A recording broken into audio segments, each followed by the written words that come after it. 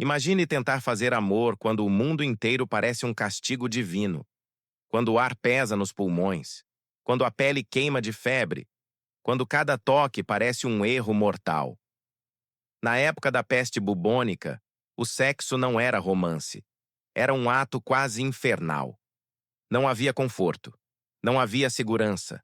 Não havia certeza de amanhecer vivo. As cidades fediam a morte, cadáveres nas ruas, sinos tocando o dia inteiro. O som nunca parava.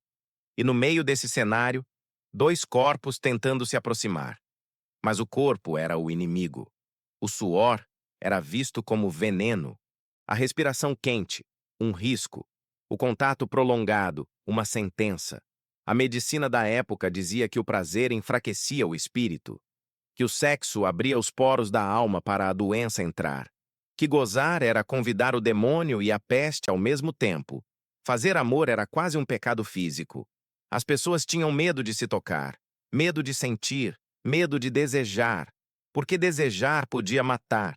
Imagine camas duras, frias, infestadas de pulgas, pulgas que carregavam a morte, lençóis raramente lavados, corpos raramente limpos. Banho era luxo.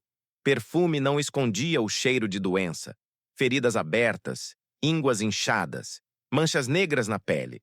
Esse era o corpo disponível para o amor. Não havia privacidade, casas cheias de doentes, gente gemendo nos cantos, alguém sempre tossindo, alguém sempre morrendo perto demais. E ainda assim, o desejo não sumia. Ele se tornava mais sujo, mais desesperado, mais silencioso.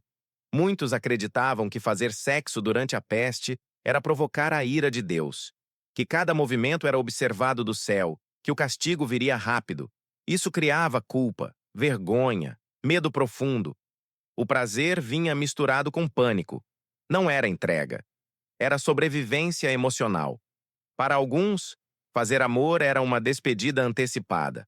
Um último toque antes da febre chegar. Um último abraço antes do inchaço no pescoço. Um último calor humano antes do corpo esfriar para sempre.